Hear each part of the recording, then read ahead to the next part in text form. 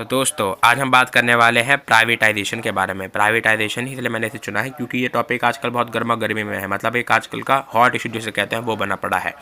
कहीं वहीं गवर्नमेंट और अपोजिशन के दो धड़ बटे पड़े हैं, जिसमें गवर्नमेंट के धड़ के कहते हैं कि ये इस देश के लिए बहुत ज़रूरी है, वहीं अपोजिशन कहता है कि ये गवर्नमेंट हमारे देश के जो एसिड्स हैं उन्हें बेचा जा रहा है। तो आइए अनबायस्ड डिस्कशन करते हैं और देखते हैं कि ये देश के लिए कैसा है। Let's get started. पहले इसका मतलब समझना बहुत ज़रूरी है कि इस टर्म जो प्राइवेटाइजेशन है, इस टर्म का मतलब क्या है। इसका मतलब ये होता है जब एसिड्स की ओनरशिप गवर्नमेंट से प्राइवेट में शिफ्ट हो जाती है या ट्रांसफ़र हो जाती है, उसको हम प्राइवेटाइजेशन कहते हैं। या आप इसे सिंपल लैंग्वेज में डिसइन्वेस्टमेंट भी बोल सकते हैं। या अगर अब भी समझ नहीं आया तो भाई आपको कॉमर्स पढ़ने की बहुत ज़रूरत है। इसके बारे में ढंग से जानने के लिए पहले हमें इसके बारे में जानना पड़ेगा कि इंडिया में इंट्रोड्यूस कैसे हुआ। तो शुरू से शुरू करते हैं। हमारे देश को आज़ादी 15 अगस्त 1947 में मिली थी, लेकिन उस टाइम हमारे देश में बहुत गरीबी थी और हमारे एग्रीकल्चर और इंडस्ट्रियल सेक्टर दोनों ही क्राइसिस पे थे। तब की नीड को देखते हुए तब की गवर्नमेंट ने फर्स्ट 5 ईयर प्लान निकाला था, जो कि 1951 में लॉन्च हुआ था, जिसका फोकस डेवलपमेंट था प्राइमरी सेक्टर के। फिर सक्सेसफुल होने के बाद उसके 5 साल बाद यानी कि 14 मई 1956 को सेकेंड 5 ईयर प्लान लॉन्च हुआ था, और जिसको फेमसली हम कहते हैं महाबानोबिस मॉडल।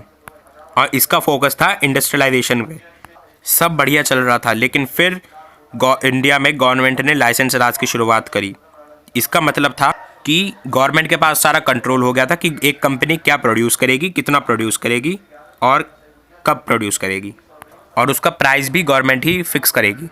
लाइसेंस राज का पहला पड़ाव था नेशनलाइजेशन ऑफ बैंक्स, जो 1969 में हुआ था, और monopolies and restrictive trade policies act of 1970, और इसके बाद इसे और कड़ा कर गया था। लेकिन इसके बाद हमारे देश में बहुत सारे रिसोर्सेज की स्कैरसिटी होने लगी थी। जो चॉइसेस मिलती थी इंडियन मार्केट में बहुत ज़्यादा लिमिटेड थी, और वहीं से ही शुरू हुई हमारी इकोनॉमी की स्कैरसिटी। और यही जो स्कैरसिटी थी, वहीं पे ही फॉरेन रिजर्व की भी स्कैरसिटी शुरू हो गई थी। जहाँ पे हमने इसको स्वदेशी मूवमेंट की वो स्टार्ट करा था, वहीं पे ही हमारे देश में बीओपी क्राइसिस 1970 में अरोज हो गया था। बीओपी मतलब बैलेंस ऑफ पेमेंट, और ये 1980s में और भी बुरा हो गया था। और 1991 आते आते ये बिल्कुल कोलैप्स हो चुका था, क्योंकि जो उस टाइम के करंट अकाउंट डेफिशिएट्स थे वो बाहर की बोरोइंग से, जो अब्रॉड से बोरोइंग्स आती थी, उससे फाइनेंस होते थे। इंडिया की जो उस टाइम की इकोनॉमिक सिचुएशन थी वो इतनी क्रिटिकल हो चुकी थी कि उस टाइम इंडिया को इंटरनेशनल मॉनेटरी फंड जो IMF है उसकी बेल आउट की बहुत ज़रूरत पड़ी थी। तभी एक आदमी मनमोहन सिंह हमारे मसीहा बन के आए, और 24 जुलाई 1991 में उन्होंने एक बजट पेश किया, और वहीं से ही हमारी इंडियन इकोनॉमी अपने पाथ पे आ गई थी, अपने ट्रैक पे आ गई थी। फिर वहाँ से हमने कभी पीछे मुड़ कर देखा नहीं, जिसे हम LPG यानी लिबरलाइजेशन, प्राइवेटाइजेशन और ग्लोबलाइजेशन के नाम से भी जानते हैं। उसकी वजह से हमारे देश में ऐसा इकोनॉमिक बूस्ट आया जो कभी रुका ही नहीं किसी पे।